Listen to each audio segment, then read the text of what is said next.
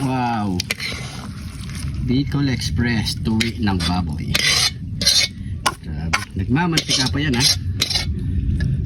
At yun na nga mga pare ko, tayo mag-isa lang ngayon dahil si pare ko Arnold sumumpong na naman kanyang arthritis. Umakyat hanggang dito, hanggang sa taas. So yun mga pare ko, so kami lang dalawa ni cameraman ngayon. So heto ang ating lulutuin ngayon.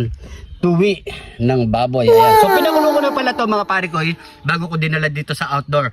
Pinakulo lang natin ng suka, asin, luya at bawang. Yan. So okay na yan mga pare ko.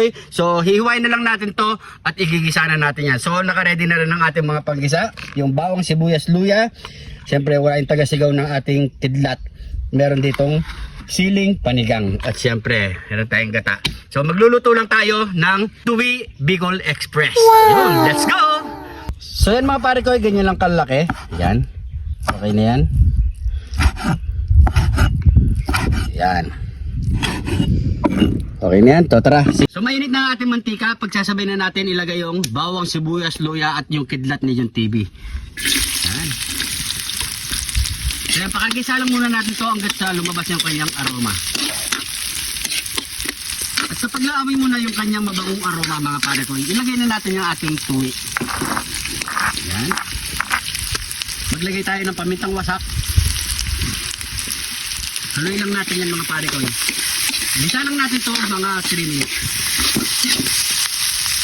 So yung mga pare ko, after 3 minutes, kapag ganito na ang itsura niya, nag-brown-brown na siya sa kaka-bisa natin mga pare ko. So maglalagay na tayo ng konting pati. Pagkain nyo lang yung alat na mga pare ko. Ayan. Maglalagay na tayo ng pampalasa. Ayan. Ilalagay na natin yung gata. Hindi tayo maglalagay ng tubig dyan mga pare ko. Heto na yan. Para purong-purong gata ito. Yan. So pakulay lang natin isang beses. Takpan muna natin yan. Kabuksan na natin yung mga pare ko. Kapag kumulo na isang beses, ilalagay na natin yung siling panigang natin. Yun. Yan. So halawli lang natin yan. Bigyan pa natin ng 5 minutes mga pare ko hanggat sa medyo tumuyo yung kanyang sarsa. Takpan muna natin yan. After 5 minutes mga pare ko, luto na ang ating Tuwi Bicol Express.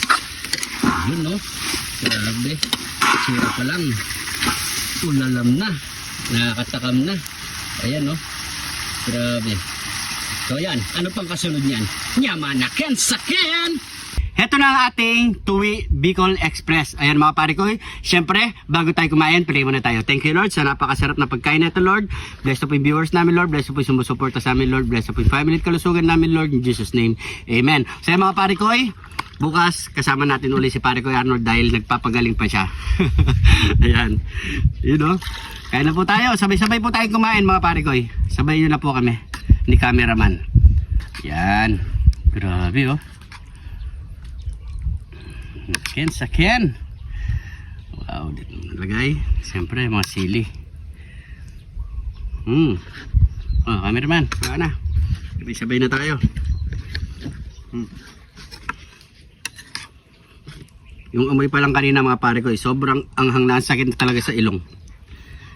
Ano po oh. Kain po tayo.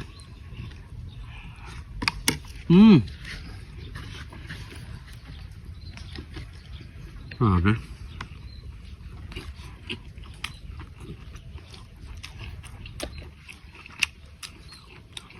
At pwede sa pulutan ha.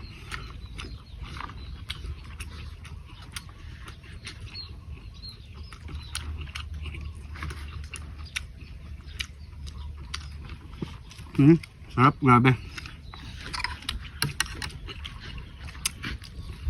Siguro nadali si Arnold doon sa ating adobong guya.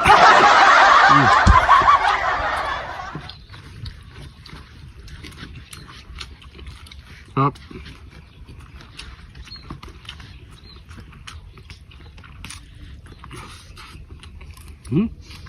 The best. Sarap. Shoutout sa ating mga kababayang Uragon, ayan. Napakasarap talaga ng dish ng Bicol Express talaga. Solid.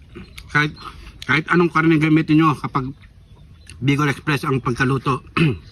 Solid, napakasarap.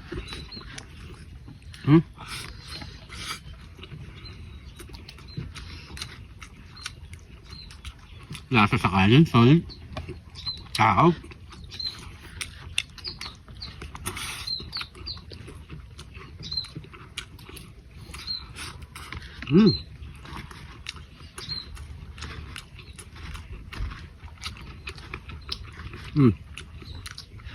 Sa mga nanonood ngayon ha, kung nanonood ka man, shoutout sa'yo, para kay Jojo De Jesus, paring Marlon, paring Elmer, yan. At siyempre kay Aris Aison, yan. Shoutout sa'yo, pare ko. Kain tayo.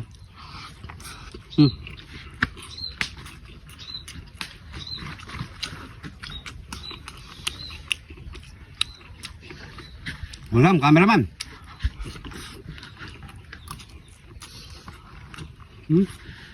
Sarap. Sarap ng tuwi ah. Palita yung sa inyo paano yung itsura ng tuwi. So. Ayan. Para siyang laman-laman. Ano? Wala. Pero malambot lang siya mga pare ko. Madali lang sa pakuluin. Ha?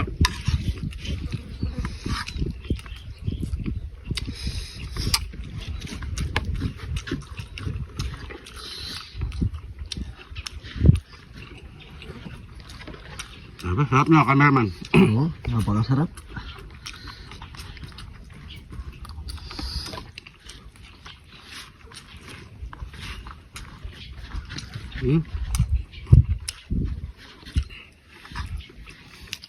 Saka hindi rin pala pwede siya para kay Arnold dito. Madodouble dead siya.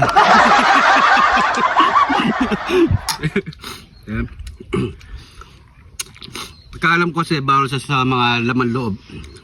Pag ganyan yung ano. Pero tinitiis niya eh. Matikim lang.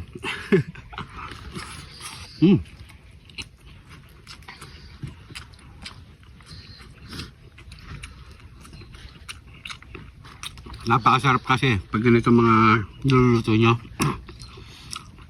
Ano about sa mga pwede pang ulam at pulutan? Solid, napakasarap.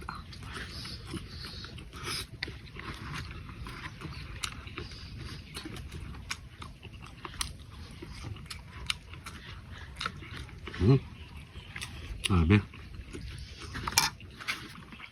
Kain lang po tayo. Kain po. Last bite ko na to. Solid, anghang.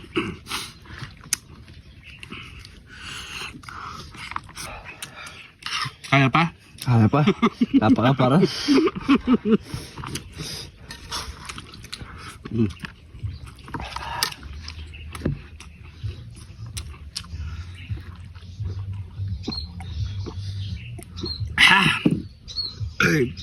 Thank you Lord.